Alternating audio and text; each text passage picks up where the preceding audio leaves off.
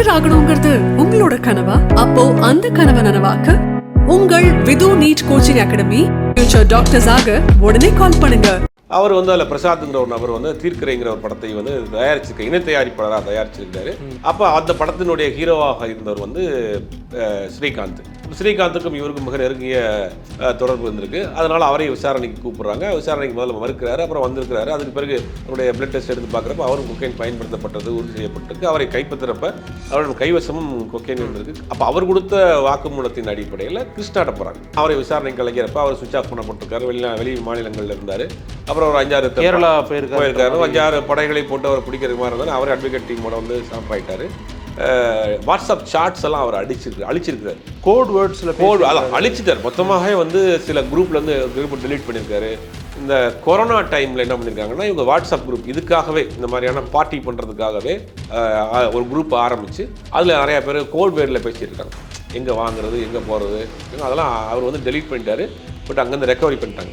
இவர்களுக்கெல்லாம் சப்ளை பண்ணுறது யார் அப்படின்னு பார்க்குறப்ப பிரசாத் கையை காமிச்ச ஆள் வந்து பிரதீப். இவரை பிரசாத் அரெஸ்ட் பண்ணுறாங்க, அந்த நம்ம பிரதீப் அரெஸ்ட் பண்ணுறாங்க. விசாரணை போயிட்டுருக்காங்க. இன்னொரு கேரக்டர் புதுசாக இன்ட்ரடியூஸ் ஆகுது. அதுதான் வந்து கெவின். அவர் தான் வந்து கிருஷ்ணா, ஸ்ரீகாந்த் எல்லாருமே சொல்கிற விஷயம் கெவின் அப்படின்னு. கெவின்கிட்ட வந்து எல்லா வெரைட்டி ஆஃப் ட்ரக்ஸ் வச்சுருக்காரு. முன்னாடி விலாசில் போனால் ஒரு பிளேட்டில் தட்டில் கொண்டு வானுங்களா, தலைக்கு என்ன வேணும் எடுத்துக்கோங்க அப்படின்னு. அந்த மாதிரி சாம்பிளே வெரைட்டியாக வச்சுருக்காங்க. அந்த சாம்பிளை வந்து சில நாட்களில் சில பேரை கைது பண்ண போகிறாங்கிற மாதிரி ஒரு தகவல் வரும். அதுவும் சினிமா துறை சார்ந்தவங்களே சில பேர் கைது பண்ண போகிறாங்க அப்படின்னு இப்போ வந்துட்டுருக்கு. சில இப்போ உள்ள சில இளம் ஹீரோக்கள் வந்து ஒரு முக்கியமான ரெஸ்டோ பாரில் தான் கதையை கேட்குறாங்க. அப்படியா? இன்னொரு ஹீரோ இருக்கிறாரு. அவரை பற்றின சுவாரஸ்யமான ஒரு தகவல் இருக்குது. அவருக்கு சரக்கு அடிச்சாருன்னா கதை கேட்கணும். 50க்கும் மேற்பட்ட உலக நாடுகளில் 100 கோடிக்கும் அதிகமான ஆகாயம் தமிழ் பார்வையாளர்களுக்கு பேரன்பும் திருநன்றி. ஆகாயம் நேயர்களுக்கு வணக்கம். அடுத்தடுத்து பல்வேறு திரைப்பிரபலங்கள் வந்து இந்த கொக்கைன் வழக்கில் கைதாகிறதுக்கான வாய்ப்பு இருக்குது. நடிகர் கிருஷ்ணா அவர்களை விசாரிக்கும் போது அதில் பல உண்மைகள் வரும் அப்படின்ற மாதிரி தகவல்கள்லாம் கிடைச்சிட்டு இருக்குது. அதை பற்றி நம்ம விரிவாக பேச போகிறோம். நம்ம கூட மூத்த பத்திரிகையாளர் திரு சுபேர் அவர்கள் இருக்காங்க. வணக்கம் சார். வணக்கம் சார். இந்த கொக்கைன் இஷ்யூ வந்ததுலேருந்து அடுத்தடுத்து நிறைய சர்ச்சைகளாக போயிட்டு இருக்குது. இப்போ கிருஷ்ணா அவர்களை விசாரித்தா நிறைய பேர் அடுத்து வெளியே வருவாங்கன்ற மாதிரியும் தகவல்கள் சொல்கிறாங்க. இதுக்கு முன்னாடி யார் இருக்க வாய்ப்பு இருக்குது, இல்லை என்ன நடக்குது சார்? இல்லை, கிருஷ்ணா வந்து முதல்ல இந்த வழக்குள்ளே வந்ததே பெரியது. ஆக்சுவலாக இந்த வழக்கினுடைய பல பேருக்கு தெரிஞ்சிருக்கும். தெரியாதவங்களா ஷார்ட் அதை வேணால் சொல்லலாம். ஒரு பாரில் நடந்த அடிதடி சண்டை, அதில் பார்க்குறப்ப அதில் இருக்கக்கூடிய எல்லாரையும் கைது பண்ணுறாங்க. கைது பண்ணப்பட்ட பிறகு அவர்கிட்ட விசாரிக்கிறப்ப அடிதடி வழக்குகளுக்காக கைது செய்யப்பட்டு விசாரிக்கப்பட்டப்ப தான் அவங்க வந்து நிறைய இந்த மாதிரியான தடை செய்யப்பட்ட போதைப் பொருட்களை பயன்படுத்துகிறாங்க, வாங்குறாங்க, விற்கிறாங்கன்ற பல குற்றச்சாட்டுகள் வருது. யார் யார் கூட லிங்க் இருக்கிற மாதிரி போகிறப்ப அவர் வந்து அதில் பிரசாத்ங்கிற ஒரு நபர் வந்து தீர்க்கரைங்கிற ஒரு படத்தை வந்து தயாரிச்சிருக்க இணை தயாரிப்பாளராக தயாரிச்சிருக்கிறாரு. அப்போ அந்த படத்தினுடைய ஹீரோவாக இருந்தவர் வந்து ஸ்ரீகாந்த். அப்போ ஸ்ரீகாந்துக்கும் இவருக்கும் மிக நெருங்கிய தொடர்பு இருந்திருக்கு. அதனால் அவரை விசாரணைக்கு கூப்பிட்றாங்க. விசாரணைக்கு முதல்ல மறுக்கிறாரு, அப்புறம் வந்திருக்கிறாரு. அதுக்கு பிறகு அவருடைய பிளட் டெஸ்ட் எடுத்து பார்க்குறப்ப அவரும் கொக்கைன் பயன்படுத்தப்பட்டது உறுதி செய்யப்பட்டிருக்கு. அவரை கைப்பற்றுறப்ப அவருடைய கைவசமும் கொக்கைன் இருந்திருக்கு. காலியான யூஸ் பண்ணப்பட்ட காலி பேப்பர்ஸும் அங்கே இருந்திருக்கு. அப்போ ஒரு கட்டத்துக்கு மேலே அவர் ஒத்துக்கிட்டார். நான் எனக்கு அந்த பழக்கம் ஆச்சு, சமயத்தில் அடிக்ட் ஆகிட்டேன், எனக்கு 10 லட்ச ரூபா தரணும், அதுக்காக எனக்கு அது கொடுத்தாருங்கிற பல காரணங்களை சொன்னார். இதெல்லாம் தெரியும். அதுக்கு பிறகு இவரிடம் தொடர்ந்து கிட்டத்தட்ட ஒரு 10-15 மணி நேரம் விசாரணை நடக்குது. ஸ்ரீகாந்த் விசாரணை நடத்தப்பட்டு அவரோட வாக்குமூலத்தை வாங்கிக்கிட்டு அதுக்கு பிறகு அவர் கொண்டு போய் மாஜிஸ்ட்ரேட்டை ஒப்படைச்சு அவர் ரிமாண்ட் பண்ணப்பட்டு புழல் சிறையில் அடைக்கப்படுறார். அப்போ அவர் கொடுத்த வாக்குமூலத்தின் அடிப்படையில் கிருஷ்ணாட்ட போகிறாங்க. டாக்டர் கிருஷ்ணாட்ட போகிறாங்க. ஸ்ரீ கிருஷ்ணாங்கிற கிருஷ்ணாட்ட போகிறாங்க. அவர் இவருடைய டேரக்டர், இவருடைய தம்பி விஷ்ணுவர்தனுடைய தம்பி. கழுகு படங்கள்லாம் பண்ணவர், நல்ல நடிகர் தான். அவருடைய கதை என்னன்னா, அவர் ஆல்ரெடி திருமணமாகி கணவன் மனைவிக்குள்ள பிரச்சனை ஏற்பட்டு டிவோர்ஸ் ஆகி அவர் தனியாக செப்பரேட்டாக இருக்கிறாரு. இப்போ இந்த கடந்த ஒரு வாரம் 10 நாளைக்கு முன்னாடி தான் அவருக்கு 2வது திருமணம் நடந்திருக்கு. அவர் மனைவி வந்து ஒரு டாக்டராக இருக்கிறாங்க, ஒரு பிசிஷியனாக இருக்கிறாங்க. இந்த நேரத்தில் தான் அவரை விசாரணைக்கு அழைக்கிறப்ப அவர் சுவிட்ச் ஆஃப் பண்ணப்பட்டிருக்காரு. வெளி மாநிலங்களில் இருந்தார். அப்புறம் ஒரு 5-6 கேரளா போயிருக்காரு. 5-6 படைகளை போட்டு அவர் பிடிக்கிறதுக்கு மாதிரி இருந்தாலும் அவர் அட்வொகேட் டீமோட வந்து சரண்டர் ஆகிட்டார். அவரிடம் தொடர்ந்து விசாரணை பண்ணுறாங்க. தொடர்ந்து விசாரணை பண்ணுறப்ப அவர் இல்லைன்னு மறுக்கிறாரு. அதுக்கு பிறகு அவரை பிளட் டெஸ்ட் எடுத்து பார்க்குறாங்க. பிளட் டெஸ்ட்லேயும் அவருக்கு இல்லை, அவர் வந்து யூஸ் பண்ணலை அப்படிங்கிறாங்க. அப்புறம் இவர் மேல் ஒரு சந்தேகம் வர்றப்ப இவருடைய 2020 2025 வரைக்கும் உள்ள வாட்ஸ்அப் சாட்ஸ் எல்லாம் அவர் அழிச்சிருக்கிறார். கோட் வேர்ட்ஸில் அதான் அழிச்சிட்டார். மொத்தமாக வந்து சில குரூப்லேருந்து குரூப் டெலீட் பண்ணியிருக்காரு, சில குரூப்லேருந்து வெளியில் வந்துருக்கிறாரு, சில சாட்டை வந்து டெலீட் பண்ணியிருக்காரு. இதெல்லாம் நடந்திருக்கு. அப்போ அவருடைய ஃபோனை வந்து என்னென்னா போலீஸ் தரப்பில் இருந்து நீங்கள் எத்தனை வருஷத்துடைய பேக்கப் கேட்டாலும் கொடுக்கணும், அந்த டெலிஃபோன் கம்பெனி கொடுக்கணும். அது மாதிரி அவங்க வாங்குறாங்க. இவர் என்கொயரி போயிட்டு இருக்கப்போ செமல்டேனியஸ் அதுவும் நடக்குது. இவருடைய வாட்ஸ்அப் இவர் நம்பர் எடுத்து இவருக்கு எந்த வாட்ஸ்அப் 2020-25 வரைக்கும் வரப்போ இவர் பல குரூப்பில் இருந்திருக்காங்க. குறிப்பாக இந்த கொரோனா டைமில் என்ன பண்ணியிருக்காங்கன்னா இவங்க வாட்ஸ்அப் குரூப் இதுக்காகவே இந்த மாதிரியான பார்ட்டி பண்ணுறதுக்காகவே ஒரு குரூப் ஆரம்பித்து அதில் நிறையா பேர் கோட் வேர்டில் பேசிகிட்டு இருக்காங்க. எங்கே வாங்குறது, எங்கே போகிறது, என்ன பண்ணுறது, எந்த இடத்துல மீட் பண்ணுறோம் அப்படிங்கிற மாதிரி இந்த கோட் வேர்டில் பேசியிருக்காங்க. அதெல்லாம் அவர் வந்து டெலீட் பண்ணிட்டாரு. பட் அங்கேருந்து ரெக்கவரி பண்ணிட்டாங்க. அந்த எல்லா சாட்டையும் எல்லா மெசேஜையும் பண்ணியிருக்காங்க. அது அந்த கோட் வேர்டில் இருந்தது தான் எல்லாருக்கும் போலீஸ் தரப்பில் ரொம்ப சந்தேகமாக போச்சு. அப்புறம் யாருன்னே இவர்களுக்கெல்லாம் சப்ளை பண்ணுறது யார் அப்படின்னு பார்க்குறப்ப பிரசாத் கையை காமிச்ச ஆள் வந்து பிரதீப் வந்து யாருன்னா ஒரு பெரிய பணக்கார வீட்டு குடும்பத்தை சேர்ந்த நபர் தான். அவர் வந்து அவர்கிட்ட தான் பிரசாத் வாங்கியிருக்கிறார். பட் பிரசாத் பிரதீப் நண்பர்கள்ன்றாங்க. இப்போ சமீபத்தில் கூட அந்த பாஜகவை சேர்ந்த வினோத் பி செல்வம் வந்து அவரும் இவர் இருக்க மாதிரி ஃபோட்டோ பண்ணாங்க. பார்த்தா அவர் 2 பேரும் காலேஜ் ஃப்ரெண்ட்ஸு. பட் எனக்கு 5-6 வருஷமாக கூட பழக்கம் இல்லை. இந்த மாதிரி பழைய புகைப்படம் அதுன்னு மறுத்துட்டு இல்லை, அவர் என்னுடைய கிளாஸ் மட்டும் எனக்கு ஃப்ரெண்டுட்டார். நான் ஃப்ரெண்டு என் கூட நான் 5 வருஷம் பழக்கம் இல்லை. ஒருவேளை நாங்கள்லாம் பழையதாக கூட இந்த மாதிரியான நிலைமைக்கு அவன் போயிருக்க மாட்டான் அப்படின்ற மாதிரி அவர் தரப்பு விளக்கத்தை கொடுத்துட்டார். அவர் சொல்கிற விளக்கம் ஒரு வழியில் பார்த்தா அது வந்து ஏற்றுக்கொள்ளக்கூடிய விளக்கம் தான். நம்ம பழைய நண்பர் ஒருத்தர் தப்பு பண்ணால் நம்ம அதில் விசாரணை போகும். தவறு செய்தால் அவரும் இது பண்ண போகிறார். அது வேறு விஷயம். இப்படி போயிட்டு இருக்கப்ப இவரை பிரசாத் அரெஸ்ட் பண்ணுறாங்க. அந்த நம்ம பிரதீப் அரெஸ்ட் பண்ணுறாங்க. விசாரணை போயிட்டு இருக்கப்ப இன்னொரு கேரக்டர் புதுசாக இன்ட்ரடியூஸ் ஆகுது. அதுதான் வந்து கெவின் ஒரு கேரக்டர் இன்ட்ரடியூஸ் பண்ணுறாங்க. வலசவாக்கத்தை சேர்ந்த கெவின். அவர் தான் வந்து கிருஷ்ணா, ஸ்ரீகாந்த் எல்லாருமே சொல்கிற விஷயம் கெவின் அப்படின்னு. கெவினை போய் சர்ச் பண்ணி பார்க்குறப்ப, கெவின்கிட்ட வீட்டில் போய் பார்க்குறப்ப கெவின்கிட்ட வந்து எல்லா வெரைட்டி ஆஃப் ட்ரக்ஸ் வச்சுருக்காரு. ஒன்லி கொக்கைன் மட்டும் கிடையாது. கொக்கைன்ல இந்த ஹைப்ரிட் கஞ்சாங்கிறாங்க. அந்த மாதிரியான அது இம்போர்ட்டடாக சிந்தட்டிக் ட்ரக்ஸ்லேயே வெரைட்டி ஒன்று இல்லை, ஏகப்பட்ட வெரைட்டிஸ் வச்சிருக்காரு. இந்த சரவணா இது முன்னணி விலாசில் போனால் ஒரு பிளேட்டில் தட்டில் கொண்டு வானுங்களா, தலைக்கு என்ன வேணும் எடுத்துக்கோங்க அப்படின்னு அந்த மாதிரி சாம்பிளே வெரைட்டி வச்சிருக்காப்லையா. அந்த சாம்பிளை வந்து அந்த வெயிட்டிங் போடுற அந்த மிஷின் முதக்குன்னு வச்சிருக்காப்புல. போலீஸ் தரப்பில் கொடுத்த ரிப்போர்ட் எல்லாமே கிட்டத்தட்ட அயன் படத்தில் அந்த கமலேஷ் சேட் ஒரு செட்டப் வச்சிருப்பார்ல சார், அந்த மாதிரி அந்த செட்டப்பில் இருந்திருக்காரு போல. அந்த கெவினை போய் தூக்கணுன்னே கெவின்ட்டு ஏகப்பட்ட சாம்பிள்ஸு, ஏகப்பட்ட டேட்டாஸு, யாராருக்கு இவர் சப்ளை பண்ணியிருக்காரு, யார்கிட்ட இவர் கஸ்டமராக இருந்திருக்கிறாங்க, இவர் எங்கே வாங்குறாரு அப்படின்னு ஒரு நெட்வொர்க்கு போகுது. ஆல்ரெடி பிரசாத் கொடுத்த அந்த இதில் டீட்டெயிலில் வாங்கி நேரம் அங்கே போய் கானா நாட்டை சேர்ந்த ஒருத்தரை தூக்குறாங்க. ஒரு நைஜீரியனை வந்து தூக்குறாங்க. அவரையும் வந்து அரெஸ்ட் பண்ணுறாங்க. அவர் தான் தமிழ்நாட்டுக்கு மொத்தமாக இந்த ட்ரக்ஸ் சப்ளையராக இருந்துக்கிறாரு. இப்படி போகுது. இப்போ இந்த 2-3 நாளாக வந்து இப்போ டீப்பாக விசாரணை போயிட்டு இருக்கு. இன்னும் சில நாட்களில் சில பேரை கைது பண்ண போகிறாங்கிற மாதிரி ஒரு தகவல் வரும். அதுவும் சினிமா துறை சார்ந்தவங்களே சில பேர் கைது பண்ண போகிறாங்க அப்படின்னு இப்போ வந்துட்டு இருக்கு. இதுக்கிடையில தான் ஒரு பிரபல பாடகி ஆர்ஜே அடிக்கடி பரபரப்பான செய்திகளை கொடுக்குறவங்க அவங்க நேற்று ஒரு இன்டர்வியூ ஒன்று கொடுத்துருக்குறாங்க. அதில் பல பேரை வந்து போட்டு உடைச்சிருக்கிறாங்க. அதில் அவங்க சொல்கிற பல விஷயங்கள் ஆச்சரியமாக இருக்குது, திடுக்கிற மாதிரியான விஷயமா இருக்குது. ஒரு கப்புள், ஒரு ஃபேமிலி இருக்கிறாங்க. அந்த ஃபேமிலிக்கு வந்து இதே தான் வேலை. வீட்டில் பார்ட்டி வைப்பாங்க. அந்த பார்ட்டி வச்சு அந்த பார்ட்டிக்கு வந்து கூட்டு போயிட்டு கணவன் மனைவி 2 பேருமே சேர்ந்தே கொடுப்பாங்க. போதையானவனே மனைவி வந்து இன்னொரு ரூமுக்கு போயிடுவாங்க. கணவர் வந்து வந்த ஆளை வந்து இன்னொரு ரூமுக்கு கூட்டு போயிடுவார். அந்த மாதிரி செலிபிரிட்டி கப்புள்ஸ் அவங்கிறாங்க. கணவன் மனைவியாக இருக்கக்கூடிய சினிமா செலிபிரிட்டி கப்புளுங்கிறாங்க. அது யாருங்கிறது தெரியல. ஒரு கோட் வீடு வச்சு விட்டுட்டாங்க. அதே மாதிரி ஒரு பிரபல இளம் இசையமைப்பாளர், அவருக்கு இதே தான் வேலை அப்படிங்கிறாங்க. அவரும் பார்ட்டியில் நமக்கு இல்லாடி அப்படின்றாங்க. யாரை சொல்கிறாங்கன்னு ஆல்மோஸ்ட் அவங்களுக்கு எல்லாருக்கும் தெரியும். ஊடகமாக சொன்னாலும் வெளியே எல்லாருக்குமே தெரியக்கூடிய அளவாகி போச்சு. அதாவது இந்த பார்ட்டி கலாச்சாரம் அப்படிங்கிறது தமிழ் சினிமாவில் ஒரு நடிகர் இருக்கிறார். கணவன் மனைவி நடிகராக இருந்தவர்கள். நான் சொல்கிறது இப்போ இல்லை, ஒரு 20-30 வருஷத்துக்கு முன்னாடி. அவர்கள் என்ன பண்ணுவாங்க அப்படின்னா அவங்க வீட்டில் டெய்லி பார்ட்டி நடக்கும். Daily party. ஒரு பெரிய பங்களா, கார்டனோட சேர்ந்த பங்களா. அந்த பங்களாவில் இப்போ செலிபிரிட்டிஸ்லாம் வருவாங்க. ஒரு பார் மாதிரி பப்பு மாதிரியே டெய்லி பார்ட்டி நடக்கும். சினிமாவில் இருக்கக்கூடியவர்களும் தெரியும், அரசியல் இருக்கவங்களுக்கும் தெரியும். அது பெருசாக அந்த காலங்களில் அப்படி கண்டுக்கிறாம விட்டாங்க. அவங்களுடைய வேலை என்னென்னா சினிமாவில் யாராவது ஒருத்தவங்க பிரபலியமாக ஆறார், டேரக்டராக புதுசாக வர்றாரு, அவர் பிரபலியமாக ஆகிட்டு போகிறாரு, ஒரு புதுசாக நடிகர் பிரபலம் வரணும்னா அவரை அவங்களே வாலண்டியராக கூப்பிட்டு வந்து பார்ட்டி கொடுப்பாங்க. நம்ம வீட்டுக்கு பார்ட்டிக்கு வாங்கலை அப்படின்னு கொடுத்துட்டு அவங்க வீட்டில் இருக்க அவர்களுக்கு அவரை வைத்து ஏதாவது ஒரு காரியம், பட வாய்ப்புகளோ மற்ற மாதிரியான விஷயங்களை ஏற்படுத்திக்குவாங்க. அதை குறிப்பாக இந்த பார்ட்டிலாம் எதுக்கு நடக்குது அப்படின்னா ஒரு கான்டாக்ட்ஸ் வர்றதுக்காக தான்.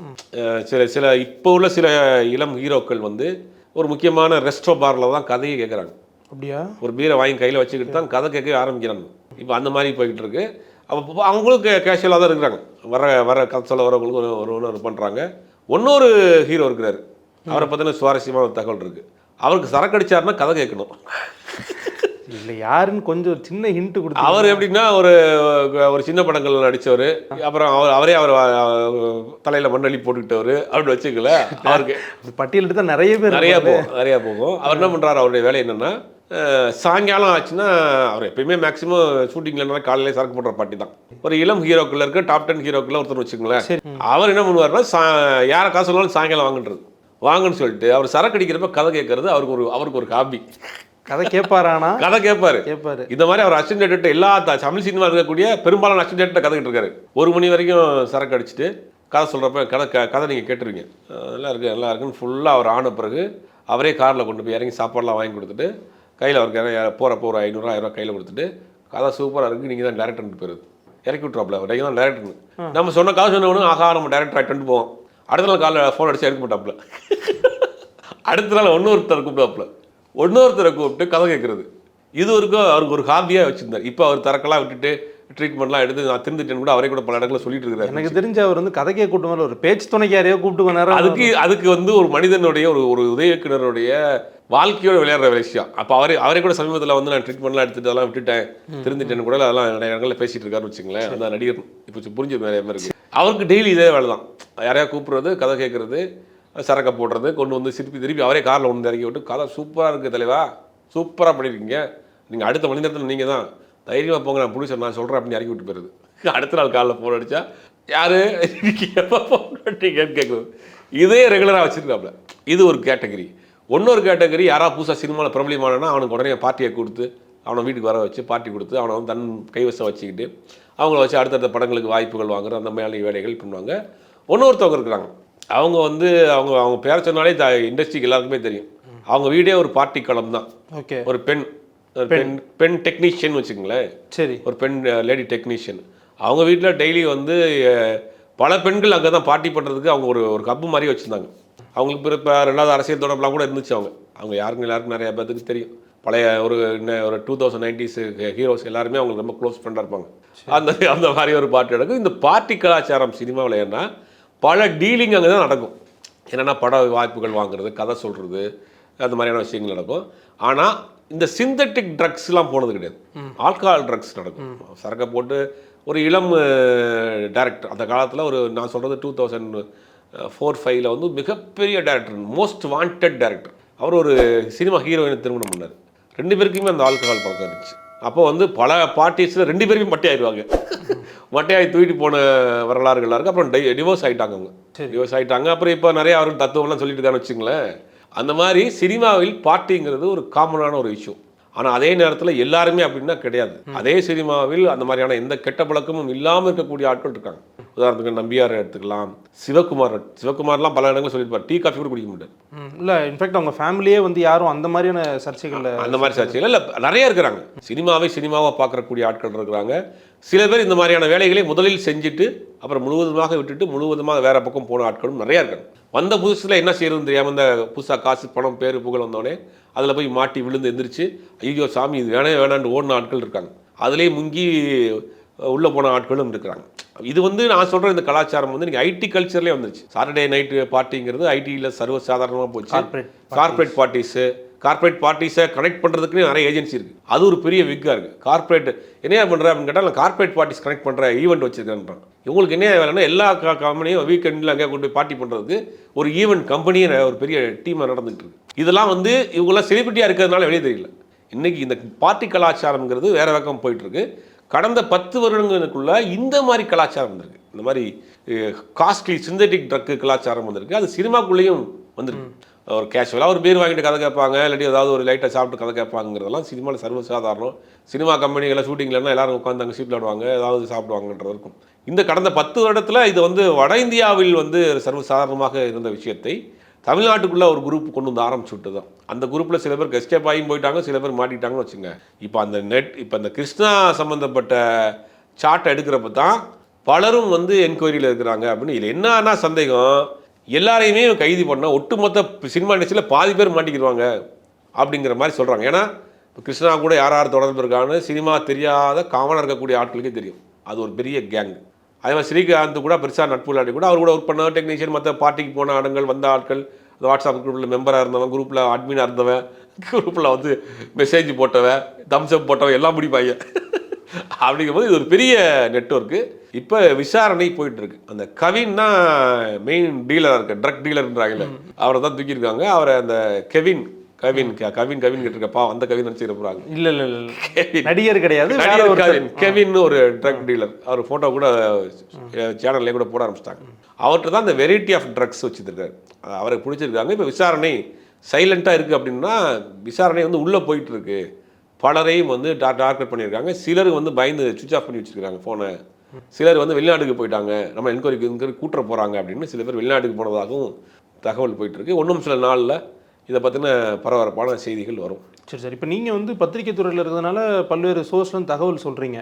ஆனால் சினிமாக்குள்ளே இருக்கிறவங்களே, உதாரணத்துக்கு ஒரு பாடகையோ இல்லை மற்றவங்களுக்கு வந்து இது தெரிஞ்சிருக்கு அப்படின்னா, இப்போது ரொம்ப ஓப்பனாக எல்லாருக்கும் தெரிகிற மாதிரி தான் இது நடந்துகிட்ருக்கா சார் இந்த ட்ரக் கலாச்சாரம்?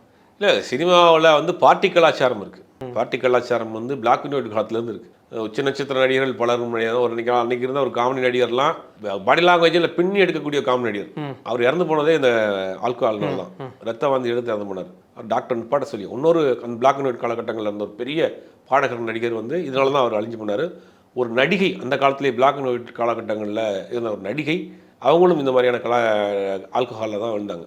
ஒரு பிரபலமான ஒரு இயக்குனர், அவர் இந்த மாதிரி ட்ரக் அடிக்ட் ஆகி அவர் ஹாஸ்பிட்டலில் வச்சு ரெக்கவரிலாம் பண்ணாங்க. இந்த மாதிரி விஷயங்கிறது இந்த கிரியேட்டிவிட்டி ஃபீல்டில் செலிபிரிட்டியாக இருக்கிறவர்கள் இந்த பழக்கத்துக்கு அடிமையாவாங்க. சில பேர் வந்து ரெக்கவரி ஆகி வந்துடுவாங்க. ஆனால் இந்த கலாச்சாரங்கிறது இந்த ஒரு 10-15 வருஷத்துக்குள்ள வந்திருக்கு.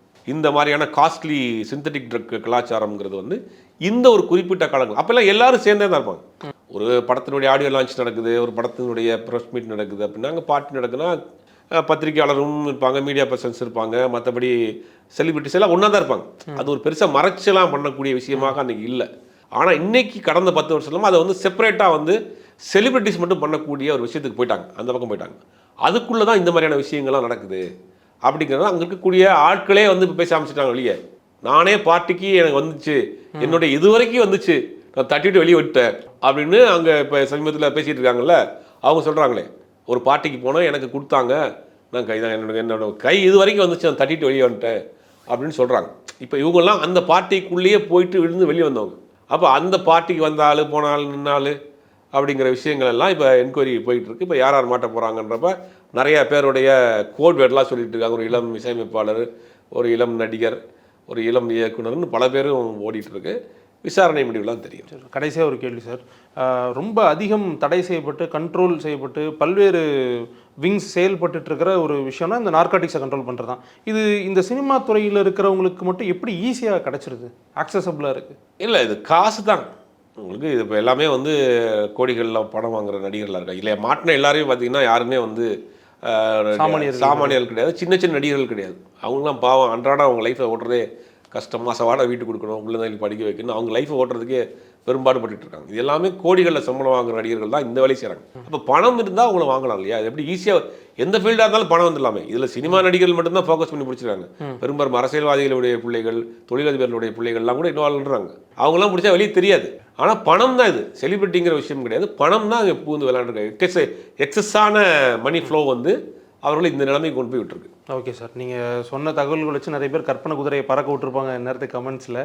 உங்களுடைய நேரத்துக்கும் தகவல்களுக்கும் நன்றி சார். டாக்டர் ஆகணுங்கிறது உங்களோட கனவா? அப்போ அந்த கனவை நனவாக்க உங்கள் Vidhu NEET coaching academy future doctors ஆக உடனே கால் பண்ணுங்க.